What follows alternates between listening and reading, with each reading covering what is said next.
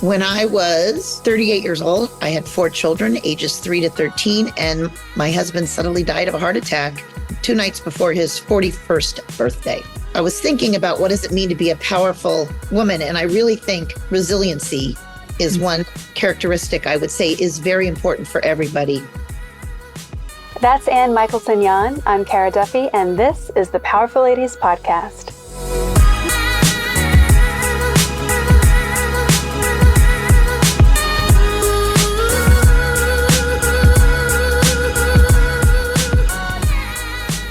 Welcome to the Powerful Ladies Podcast. Thank you. I'm so excited to have you here today. You have such an amazing business and rich story about how you've gotten to where you are. And I think you're such an example of a powerful lady that the people who know you know how powerful you are, but you're a story that I think the world needs to hear. So before we jump in any further, let's tell everyone your name, where you are in the world, and what you're up to. Okay. I'm Anne Michaelsen Yahn. My company is Anne Michaelsen Design. I'm in Newport Beach, California. My new studio and soon to open shop is in Costa Mesa, right over the border. And I'm an interior designer. Did you grow up in California? I did. I grew up in Newport Beach. Nice. I went to school in Claremont, California, and then Los Angeles, and then came back here about 25 years ago.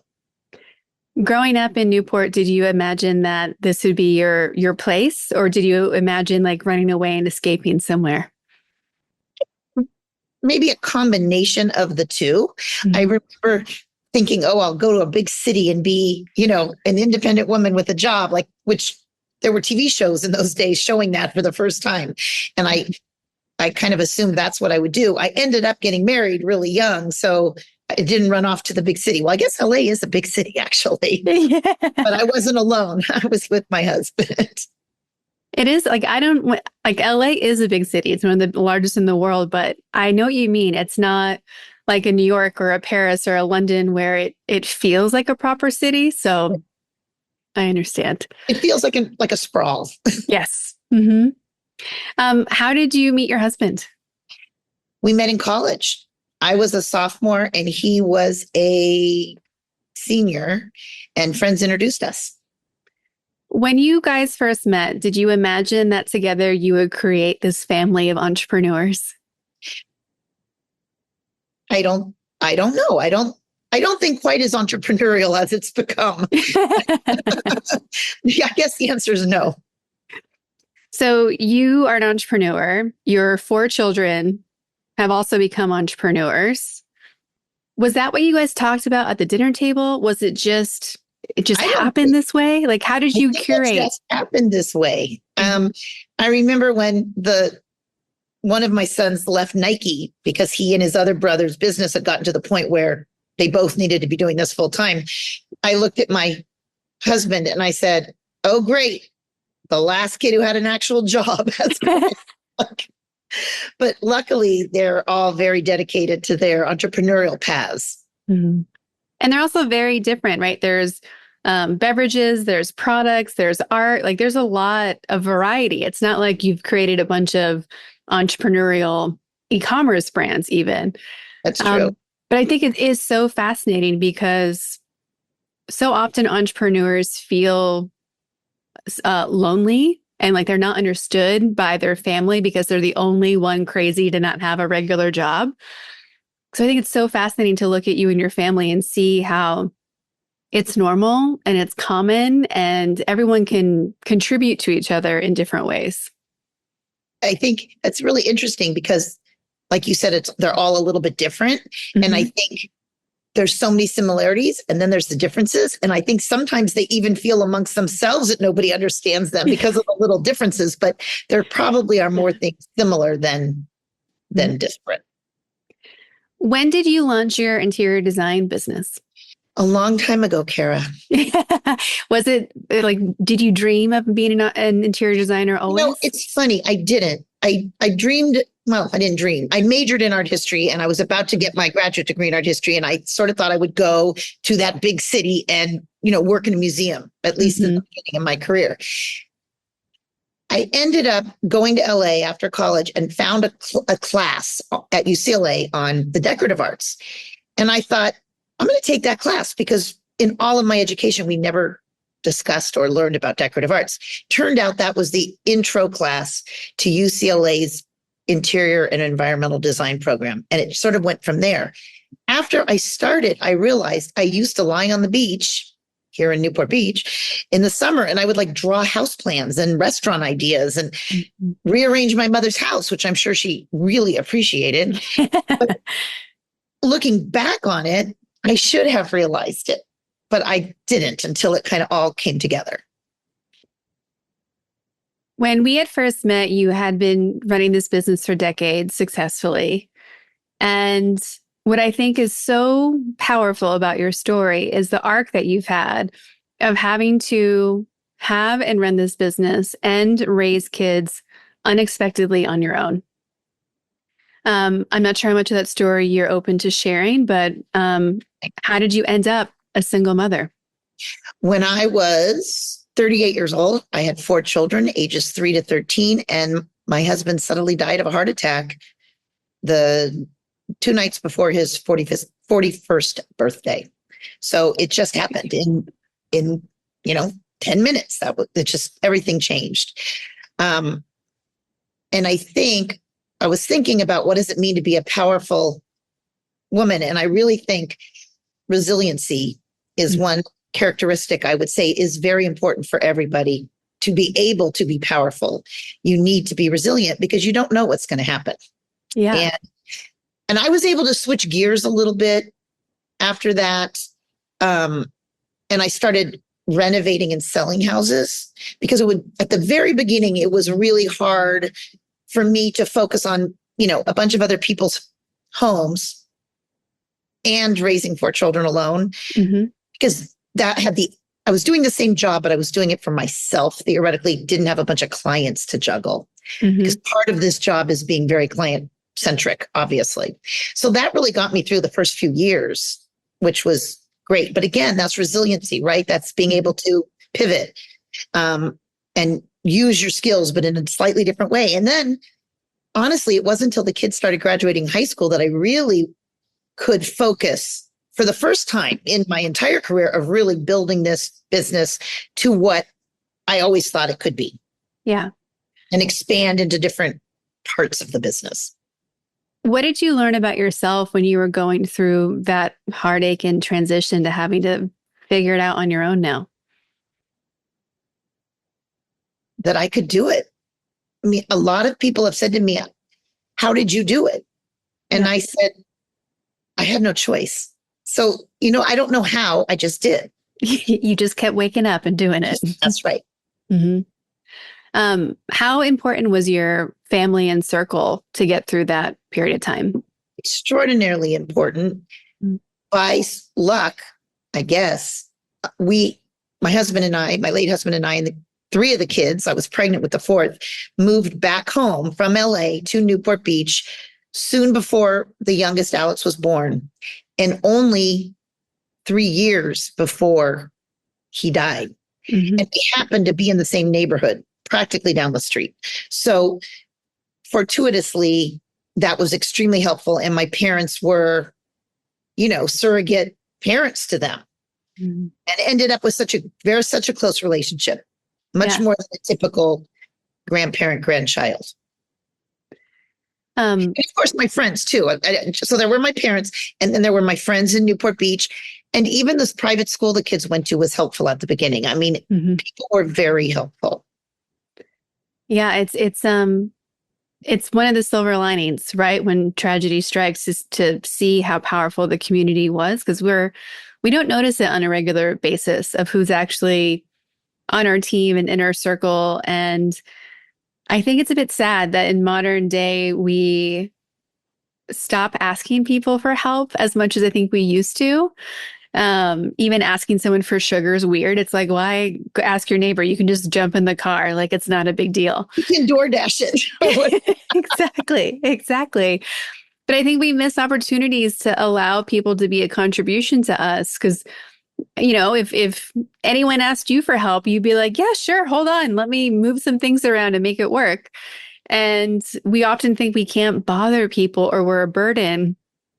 And when you truly can't do it all by yourself, that kind of has to go out the window. And it's interesting too. You were saying sometimes like you don't recognize it on a daily basis that people are there. There are people who are such close friends of mine today that I knew before this happened, but they really stepped up. Mm-hmm. And then there's people that I was really, or thought I was really close to before that kind of faded away. Yeah. And I really think sometimes it was that they couldn't handle what happened. In other words, it's just too scary for them to confront it. And so some of those people faded away. But I honestly have several friends now that I knew, but I wasn't that close. And we're, however many years it is later, which is a lot now, 22 years later, we're really close friends. Interesting. Well, and one of your close friends I have the honor of working with, Chris, and you guys have been friends. You guys are such an example of like long-lasting friendship and evolving together as people. What has it been like to have someone like that in your corner? Well, I was just, when you said that, it flashed into my mind the very first Mother's Day after my husband died. My parents had to go somewhere. They hadn't left me for however many months it had been, but they had to go somewhere. You know what? It might have even been the next year because it was probably the next year. But anyway, Chris flew down and like helped the kids go to the grocery store, make breakfast in bed and do all those things. And she and I haven't talked about that a lot, but start to cry. But that was really special. Mm-hmm.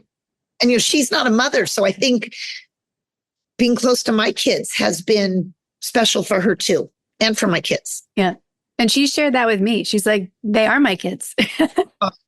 Well, and we were a group of 5 women who lived together our senior year of college. And to be honest with you, of the 5, Chris and I were not the closest in that time. We are the closest now. And I think what I attribute that to is we both made the effort. Yeah. Get together all those years and it could have just been luck that, when she had her 30th birthday, I was able to go and other people were having a baby or, who knows, but we always made that effort and it's paid off in the long run. We're closer now than we ever were. Mm-hmm. We own a home together, even in the desert. Yeah. Which is one of your incredible projects. Do you want to tell people about that project a little bit? Well, my husband grew up with family that had a home in the desert, always wanted a house in the desert. And I was like, okay, it wasn't a big deal to me. Yeah.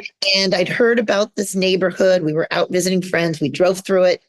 I knew some other famous, like nationally famous designers had bought in there. And I knew some local people who'd bought in there.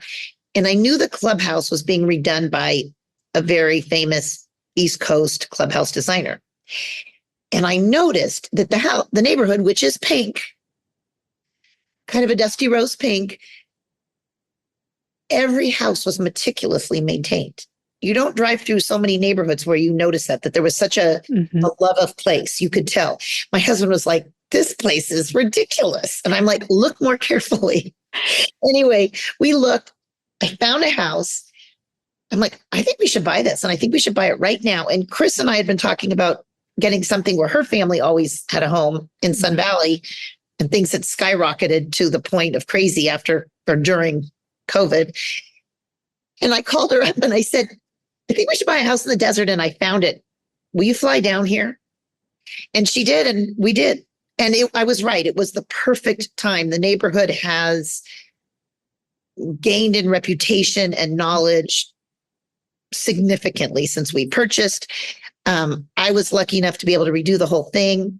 The architect of the neighborhood was sort of the master of the Hollywood Regency style. And I redid ours, sort of paying homage to that period. It's not a time capsule, which I think can be cool too. But mine is more just respecting that and modernizing at the same time.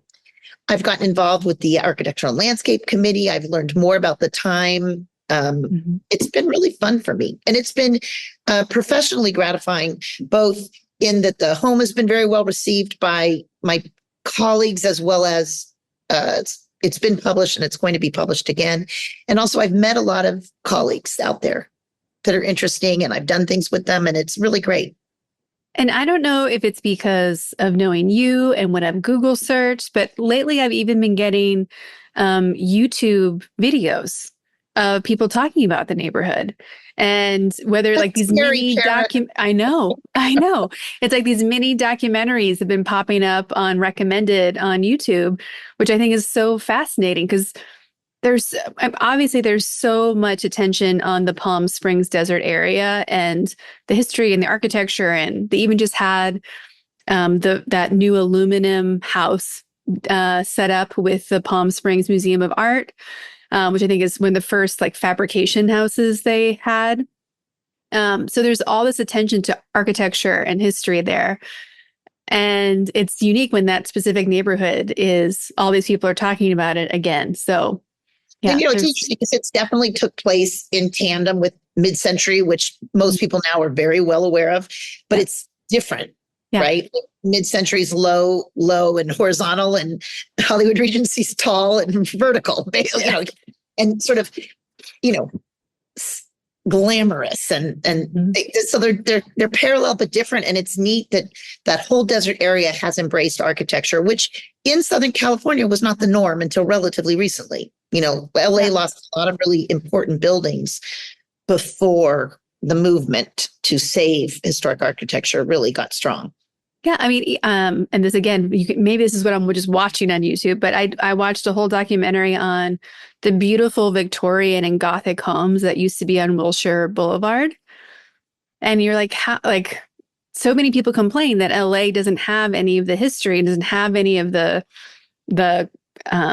culture and style and the things you find other places, and it's like, yeah, because we chose to get rid of it and build skyscrapers instead.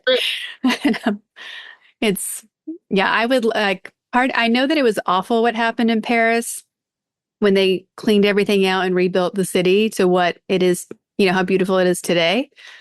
But I feel a little bit like LA needs a little sprinkle of that, not so aggressive of kicking everybody out. But how can it could be the most beautiful city in the world with the weather and the money that we have access to. And I do wish someone would care about it enough to. There are some organizations now that do focus on these things, and people who, even John Elgin Wolfe, who's the architect of Marrakesh, where we are in the desert, there are now people who will go buy those homes in LA, because a lot of people bought a lot of the important homes and tore them down. Yeah. There are people now who will buy them and restore them and pay homage to those architects, which is good. Yeah. You also have been lucky enough where you have gotten to fall in love again and remarry. How did you meet Don, and did you think it was possible? And were you even thinking about it when you were probably just trying to, I imagine, survive for a couple of years? Well, I think I did not imagine the wonderful life I have today. Like I wouldn't have dreamt of imagining that. I liked being married, and I liked being part of a, family unit that had theoretically both parents there. I hoped that I would have that. And I hoped that my children would be raised like that, especially the younger ones. The youngest doesn't remember his father. Yeah. And so yes, I was hopeful that it would happen. I don't think I was too optimistic.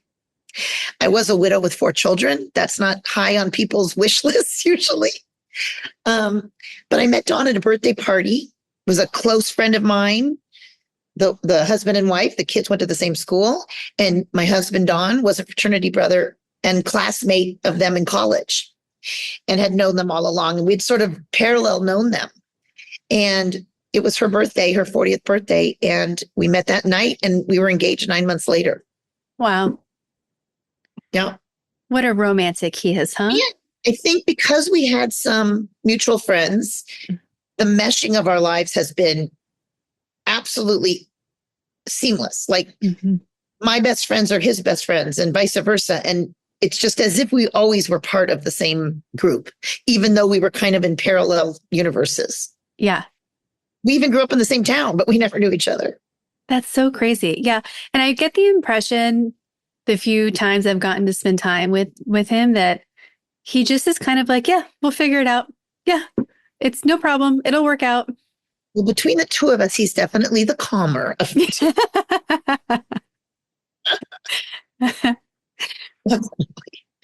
I think it's also so important to find a partner that like encourages you to be chasing after all your dreams, because so often dreams start as a project before they're ever a business. And it's like, let me tinker with this. And he seems to be such a supportive partner, not just for you, but for all the kids as well, to be like, yeah, like go figure it out. Very much. Very much. Another thing that you and I have talked quite a bit about is how much you love getting to travel the world and see all the art and architecture and bring things back when you can. What are some of your favorite cities and how has traveling changed your life? Well, I even tell young people who are looking at design, I said, get an education. And frankly, I think that could be in business, marketing. It could be in a lot of things along with interior design. But you've got to look and see and travel. And I think that's the difference between technically good at something and being knowledgeable enough about, in my case, architecture and design of the world that I bring to my projects. I think very important. I'm lucky enough. I studied abroad in college in Florence. Fabulous experience. One of the things I've been able to do lately that I couldn't do when I was raising, we talked about 4, it ended up being 7 children because my husband had 3.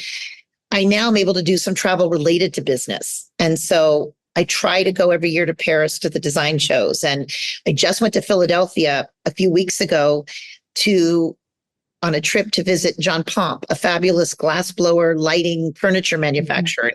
He had a group of us here into his studio and to see what he does. And I've been to Jesse Plumbing's plant outside of Milan, Italy, and going and seeing things and the artistry that goes into things.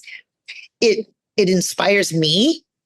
It also helps me explain to clients why one thing is different than another thing and why what that handmade beauty can bring to your life and all that kind of stuff. It's incredible. One place I went was Africa a few years ago, and that was such an amazing trip. And obviously not that much about architecture, but just the art of the local people, some of which I was able to bring back, and just the natural beauty I would recommend that to anybody. I just thought everyone says it's incredibly powerful, and it is. Well, and just there's every continent has had such a different concept of like what colors combinations make sense, and just the textile varieties around the world is so incredible. And for me, I know that like when I'm traveling and going somewhere that the more it feels like another planet, the more impressionable it becomes. It's harder and harder to find those places. It is. I remember when I went to London for the first time, I'd actually been to lots of parts of Europe before going to London. And I got there and it was very weird. One, it was weird to be able to speak English in another country. And growing up in Boston and the Northeast, I'm like, this just kind of feels like it's the Northeast. Like, this is strange. So it was almost more out of body having to be so close to what I knew versus it being so different. I think also when you see how things were put together from their place of origin, it also gives you a lot more freedom to mix and match things so that it makes sense versus it being a pile of stuff. There's the art of the styling of a home, not just the design of it. Where do you think people go wrong when they are styling their own homes? Well, a very famous designer once said, you have to know the rules to break them. And I think being eclectic, mixing both styles and items from different periods is not easy to do well. So I think that's a mistake. I think 2 mistakes. One, they try too hard to be too eclectic, but there's nothing that's tying it together to make it look like not just a pile of stuff. Yeah. Or a lot of people, it's too generic. Like their design is just too generic and they don't have anything they've collected from anywhere. And it looks like, they wanted a certain look and they went to a store and they put it all on the shelves and it has no personality. Because I do think, my job is not to create Anne Michaelsen's home for all these people. It's to help them create their home. And I like to respect the location. Mm-hmm. In other words, the city, the country, by the sea, by the mountain, in the desert, and then the architecture of the particular building and also the people. And to pull all that together well is not, the easiest thing to do. But there has to be some sort of common thread. Well, and that's what you and I spent a lot of time talking about in the past was there's pulling out those key statements that really define you as a designer versus every other designer that's out there. There's so many. And in Southern California, especially Orange County, there's a lot of ones that you can tell who did the house because all the houses look the same, which is maybe good for their brand recognition, but it's not good for the personality of the people who live there necessarily.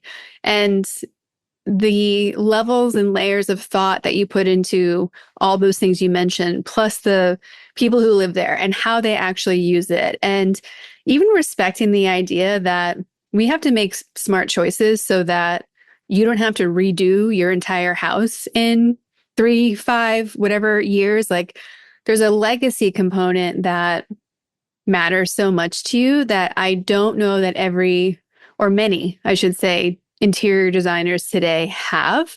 I think the great ones do because it allows you a lot more flexibility of who and where you're working. But it's a different perspective than something that just looks good right now. I think you're right. And theoretically, your house should never have to be completely redone, right? Like wiped clean. Even if you were in a very traditional home and you move to a very contemporary home, I would hope that there are things that are going to make that move. They might be used in a different way. The antique, break front might become sculpture in that contemporary home, but it's just not thrown away. And I think that goes also true for things that come from your family. I have things that were my grandparents, and you don't have to keep everything, but nice things should be kept and should be used in new ways. Mm-hmm. One of the things when I did the house in the desert that's been really fun is to take a lot of my grandma's things that she got when she got married in the 50s out there, because some of her wedding gifts were from that era and now they're living in their homeland again. That was been really fun. You've also had the pleasure of getting to work on projects outside of Southern California. What have been some of your favorites? Hawaii's been great. I've done 3 projects in near Kona on the Big Island, and I have a project in Maui that is designed, but we haven't commenced anything because of the fires and all. There's just other priorities on that island right now, but it'll be fun to do once we can. Yeah. So that's been fun. And to try to do the homes, respecting the fact that we're in Hawaii, but not kitschy. That's, and it's been great. Very successful. I also have some projects in Colorado, which have been fun. You also are known as a great hostess. And you and I have also talked about how there are so many home arts that seem to be disappearing or not respected. Even the idea of like dressing up for important dinners or holidays. What have you been doing yourself or your own family to pass on those traditions? And what is it that you love about hosting and celebrating? Well, it's interesting because I think food, I've thought about this a lot. I cook. And even when my late husband died, we talked about that period. I would have people over and make dinner. And, as a single woman, and it was a really good way for me to keep socially active. I wasn't waiting for people to take me out. Also, we would have the whole families over. So there was really not that much difference between my family of 5 and everybody else's family. We would have food together, share that. And I still do that, of course, with my family, which is starting to move all over the country. So it's a little more difficult. But certainly whenever we're all together, dining and eating and cooking is a big thing. And most of my kids have also taken that they like to cook or entertain or all of these things. And I just think having someone into your home is an act of love. And cooking is showing love and putting the effort into it. And I really do enjoy being able to do that with people. Yeah, I mean, now you have kids in New York and Miami. How has that been for you, knowing that you're now stretched to like the four corners? Well, I'm just getting used to it. Mm-hmm. The big moves were right after Labor Day. Mm-hmm. So I haven't been able to even get back east to go to Miami yet. They'll be back here before I go there. But it's definitely a change. And, my little grand doggy went with them. Yes. Well, and that's also speaks to, your daughter-in-law, Jackie, who we've had on this podcast, who is also an entrepreneur who just added to the family. And she took a job. She's out of the entrepreneur game for now, which is why they moved to Miami. Which I think is so exciting because there's so much pressure, I think, when people do start their own business that you can't go back to being an employee. And I think that's so silly. The whole reason we've chosen to be entrepreneurs is usually for a freedom we couldn't have somewhere else. So if the next fun project means you have a W-2 instead, like, who cares?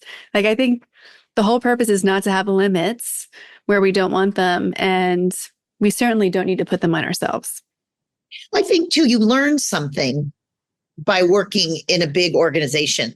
Mm-hmm. You may, if you hadn't already had that experience, like before you went to become an entrepreneur, there's a lot to learn from that then you can utilize in a new way later in your next step. I think it's all really important. If we go back to 8-year-old you, would she have imagined that this is your life? 8-year-old me? I don't know. I don't think so. Do you remember what you wanted to be back then? No. Probably a housewife, honestly. I mean, that, I was raised it. I guess I always thought I would be independent. My father always raised me to believe that I could do whatever I wanted to do. So maybe that's wrong, but I don't know what it was I thought I would do. Yeah. Well, I remember the first thing I knew I wanted to be was like a mom, because that's what all the women I knew were. Like, that's what you saw everywhere. Mm-hmm. Right. Yep. We always ask people on this podcast where you put yourself on the powerful lady scale. If 0 is average everyday human and 10 is the most powerful lady you can imagine, where would you put yourself on that scale today and on an average day? Well, because of you today, I've got to be at least an 8.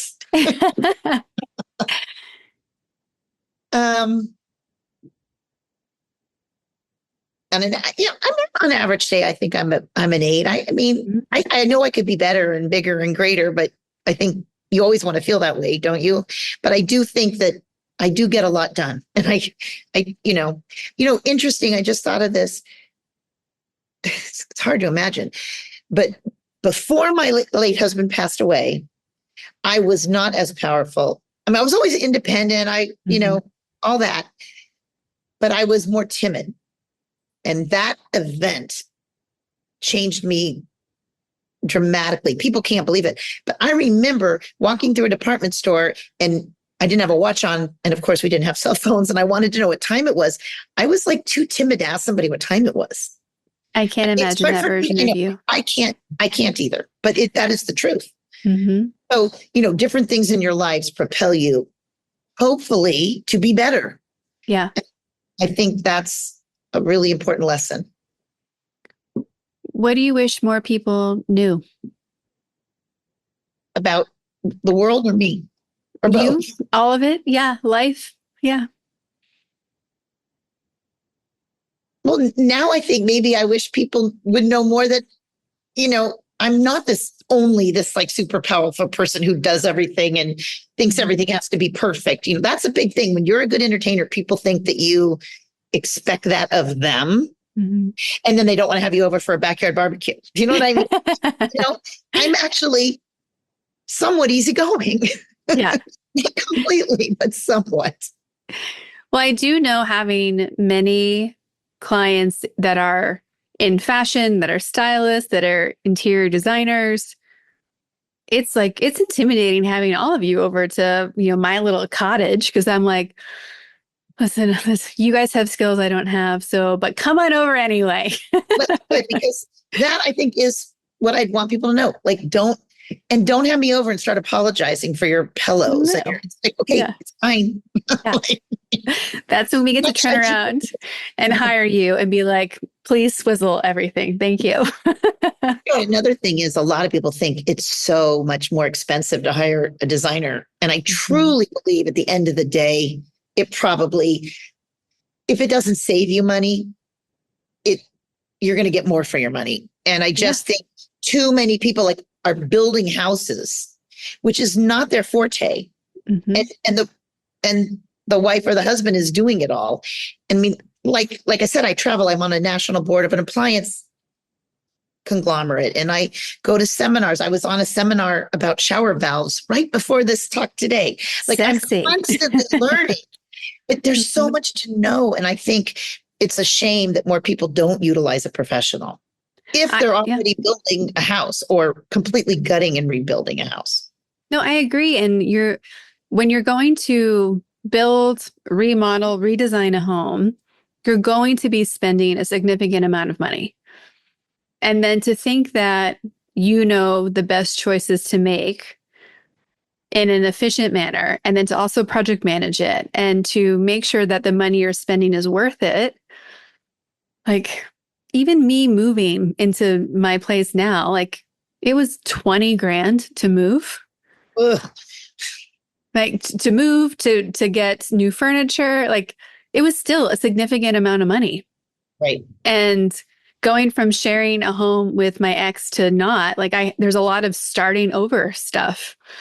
So it's expensive at any level. So why wouldn't you bring in someone who can make you love your space at a different way? Like, it goes from being good to great or extraordinary. I agree. When you're spending that much money, we want extraordinary only. Please and thank you. When you look at the business that you've created and the clients that you've gotten to work with, what are you most proud of along your journey so far in the business space? Well, I did a lot of changing around the time that I met you and COVID, where, I started watching Zooms and all this stuff. I had not kept up with technology because I'd been doing this for so long, and then different changes and this and that. And I made a huge push towards lots of technology things a few years ago. And we just recently took on a new sort of design management program. And I'm proud of the fact that I'm able to look at change and not be afraid of it, which even my team, I sometimes have to say, okay, guys, we're going to do this. It's hard to change and to learn new things. Yeah. And I keep trying. Well, in every industry is I don't know of an industry that's not changing and evolving at this point. Like, all of them are. Even things you think are pretty standard, like driveway resurfacing or something, it's still shifting. Because if it's not shifting in the actual work delivery, it's shifting in how you get customers, pay your employees. So there's always a different change happening. Yep. And I still have clients, who barely read their email. Every once in a while, I have to text and say, I sent you an email. Texting is something that seems to be, no matter what age people are, they've taken to that. Like, even I have clients over 80, and texting is universal, but not all technology is. No. I was amazed recently talking to one of my celebrity clients and learning that they're one of the weirdos in their circle who has an actual laptop. I was like, what do you mean? She's like, they don't have computers. They just have a phone or an iPad. I was like, what? People can exist today without a laptop? They do everything on their phone or iPad, or they have someone doing it for them? I think a hybrid of both. And if you imagine like being in the acting or music space, like all your work is happening in real life with other people doing things. So I think it's a unique group of people that don't need a laptop. Like that tells me that they're not a writer. They're probably not a producer. They're truly the performer and only in that space. But I thought that was fascinating. It's like when I get shocked that a young person doesn't know how to use Excel, I'm like, did you go to school? Like, what happened? I think they're teaching you this in like fifth grade now. Mm-hmm. I like to do things on my laptop more than a little phone, but like my kids will, one of them bought a car on the phone. So, It's all crazy now. Yeah. So for you and your business, what type of clients are you looking for? Who would you love to connect with? So, dream client appreciates architecture and design, knows that they want fine things, but knows they need help to get there. Mm-hmm. Also has or wants real art. Art's a really, I was an art history major, so it's important to me, but also I think that is the final elevating factor in a home, is that the quality and the level of the art.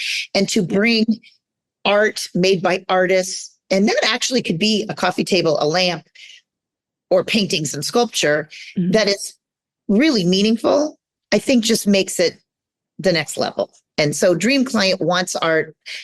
I'm close with some gallerists. I love to advise on that. Bring things in that just make you think and don't match your sofa. Well, I read a statistic recently that less than 10% of homes have any original pieces of art. You're probably right. And a lot of people think they do and they don't. And that's where I have to walk on a tightrope. It's like, I can't insult them. But a lot of people really don't. Mm-hmm.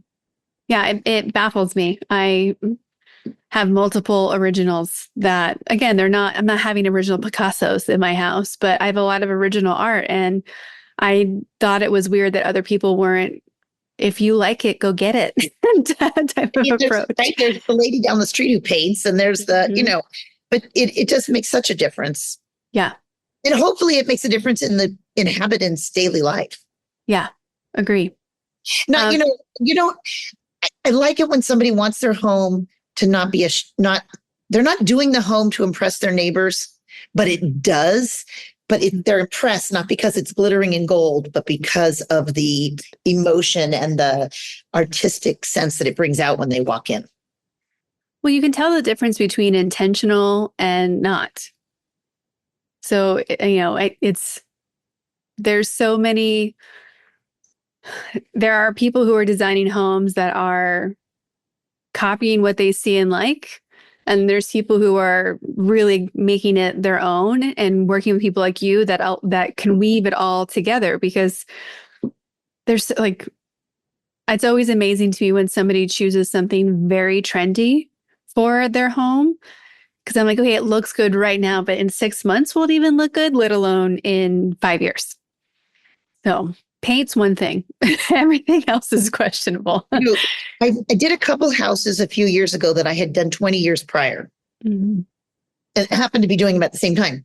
Neither one was being redone because it was outdated. It was that, well, it's been 20 years and the floors need to be redone. So we're going to move the furniture. We should paint the walls. Like, we ended up changing some things because what did look dated was like the can lighting. I mean, what had changed in 20 years, technology had caused change. Mm-hmm. Or secondary bathroom countertops that were tile because it was tile or marble or granite in those days.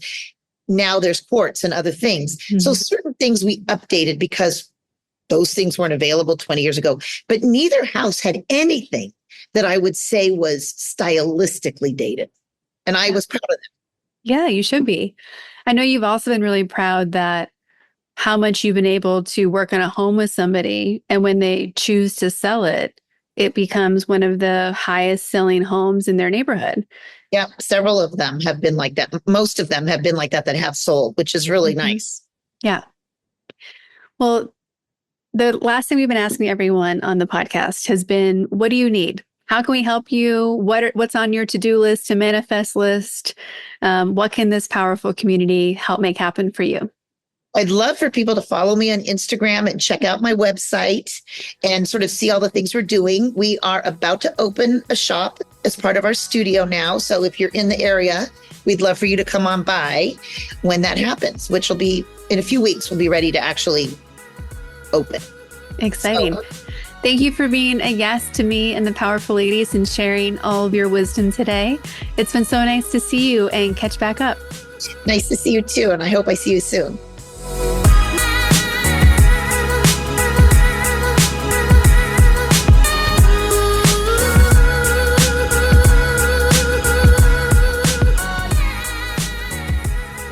All the links to connect with Anne, her interior design firm, and her new shop are in our show notes at thepowerfulladies.com. Please subscribe to this podcast wherever you're listening and leave us a rating and review. Join us on Instagram at Powerful Ladies, and you can connect directly with me at karaduffy.com. I'll be back next week with a brand new episode. Until then, I hope you're taking on being powerful in your life. Go be awesome and up to something you love.